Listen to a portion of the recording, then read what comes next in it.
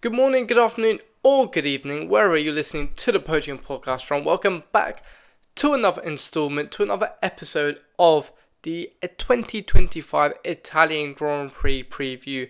And after a very chaotic Dutch Grand Prix, Formula 1 is back ready for a double header after the summer break, and we have arrived in Monza, the historic circuit, Ferrari's home turf for the Italian Grand Prix, and a race around Monza is always special, not just because of the on-track action, but also the tifosi in their hundreds, in their thousands, who attend to go and watch the Ferrari, the Scuderia drive, no matter the performance, no matter the weather, rain or shine, they are there to put on a show and really show how Formula One is a lifestyle in Italy. And of course, the Italian Grand Prix itself around Monza always provides superb on-track action. You've got the long straights, you've got the sharp turning points, you've got qualifying, which all makes it a very interesting Grand Prix to watch.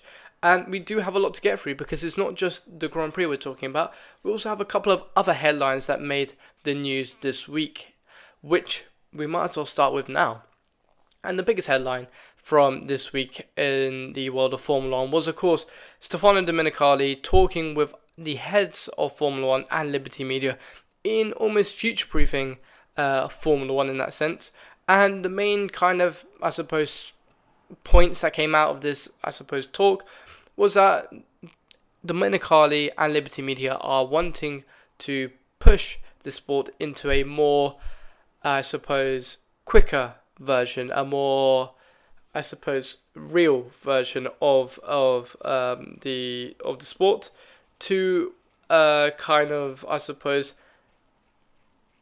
comply with, in all honesty, to really get more followers and to really, from the younger generation. Domenicali said that he aims for the races to be shorter and that he aims for the practice sessions to be not completely eradicated, but at least shortened in that sense as well. Reason why is because he wants to adhere to a very younger crowd who, as we all know, has a fairly short attention span compared to other generations. And so to make it more accessible to this new generation, by making races shorter and making pretty much every session something competitive, he aims to, lure in more people of the younger generation. For me, this is definitely not the direction Formula 1 want to go into. If, and this is a big if, they decide to continue with this plan, this proposal, then you will see a lot of the older crowd move away from Formula 1 and not, appreciate the sport. Formula 1 has already got sprint races, 6 of them in the calendar, which I've already said is not, ideal. I don't like them. They're a complete waste of time. It ruins Sundays. It ruins Sunday surprise. If Formula 1 wants to kind of shorten the weekend, I completely agree with them. I think 3 practice sessions is completely unnecessary. 2 should do the trick. So, I think that they're looking in the wrong areas to try and change the sport. I think practice sessions, fair enough. 3 practice sessions might be over the top. I think 2, and even some drivers have come out and said that 2 is the perfect amount. The 3rd session, we don't really need it. Therefore, I think that Formula 1 is looking in the wrong areas to, adhere to a younger crowd. And I know off-track Drive to Survive, this, resurgence of the use of social media when it comes to Formula 1, all these different, grill to grid, all these pushes on social media have done wonders for the sport, I agree. Because they help the younger generation who don't know much about the sport go and watch the sport. However, when you change the sport for what it is, it not just affects the younger crowd, but also the older crowd. People who have watched the sport for 40, 50 years will hate to see hour-long races because it's not really a race. It's a glorified sprint race, which you won't see much strategy in, etc. I will be trying to make another video on this in the future when I got time, but it was in the news. But I think another point which came out of that talk was the push for V8 engines, which has so far been given a sort of green light by Liberty Media and Stefano Domenicali. The reason being is that they are pushing more for zero,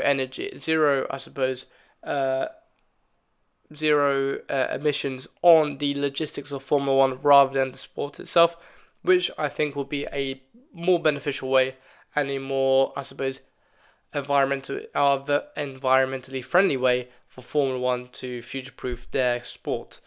Their emissions, I mean, the Grand Prix is only maybe 1 or 2% of the emissions F1 produce annually because of the severe logistics, and they have changed the logistics over the years by moving the races in different times in where they are more geographically suitable, which is, I'm fine with that because it doesn't change much, and sometimes it proves better racing because you've got triple headers which are back to back to back, which makes F1 a lot more quicker and a lot more faster in that sort of sense. Uh, Another one, I mean, in that was that Liberty Media have denied any sort of talk about, I suppose, taking a $1 billion offer for the purchase of Formula One. They've said that they do not have any interest in selling Formula One at this time, and that they are very, very happy where they are.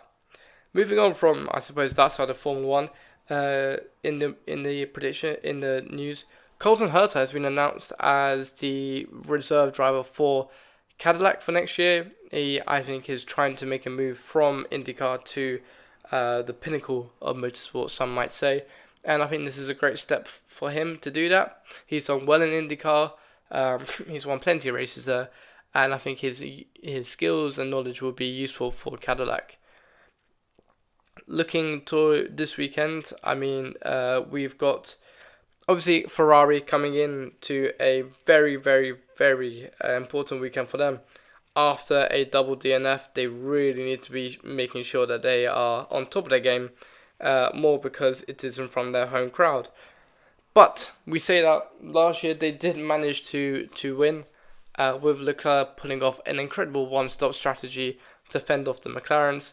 This year, I think it'll be a lot more difficult for them to try and get to replicate the win, due to just McLaren having such an advantage over the rest of the pack. So, I mean, I still expect McLaren to be strongest this weekend. Ferrari have bought some low downforce upgrades, but many of the other teams have done the same, due to, I suppose, Monza being such a low downforce track, which is very different to the place where we went last weekend. But still, Ferrari, they've come in with a new livery and new, I suppose, apparel, in blue apparel inspired by Niki Lauda, which looks quite nice, by the way, and the new livery, which is also inspired because it is the 50th year since Lauda won at Monza in red. Let's move on to predictions then. And qualifying, I'm going to go for a Piastri pole position with Lando in second, and third would be Russell with the Ferraris in fourth and fifth. Hamilton still to take a 5-place grid penalty from the Dutch Grand Prix due to his failure in ignoring yellow flags. For the race, I'm going to say that Russell will finish P5, and I think it will be Hamilton and Leclerc in P3 and P4, Leclerc taking a podium, whilst Norris and Piastri will take the top spot. I think McLaren will be strong this weekend by a considerable margin, and I think Lando Norris will take the victory in Monza, because I think he has to. He has to bounce back from last weekend, and there's no better place to do it than next weekend and to win. In the middle of the race, I think it'll be Norris, Piastri, Hamilton, Russell, Antonelli, just based off vibes. Biggest surprise, I've gone for Williams because they genuinely are superb around Monza. They love their long straights and they can really hold off people with that straight speed advantage. On the other hand, you've got people like Verstappen who do struggle in the long straights, and I think he will be the biggest flop of the weekend. And Craig's prediction, I think the winner will win by only 3 seconds or less. Obviously, looking at strategy, C3, C4, C5, the same as last year. Therefore, the 1 to 2 stop, there is kind of a grey area in between. It really depends on the day and the weather and the time. It is looking quite warm. This is interesting, but there's a yellow warning of thunderstorms in Monza currently. So for tomorrow, there is a 55% chance of rain.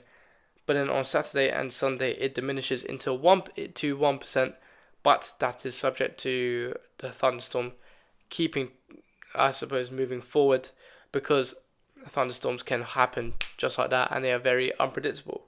But still, regardless, it's going to be extremely warm, which for someone like Mercedes will be a little bit of a hindrance. I think that wraps up the Italian Grand Prix preview. Make sure to like and subscribe and have a simply lovely day. Goodbye.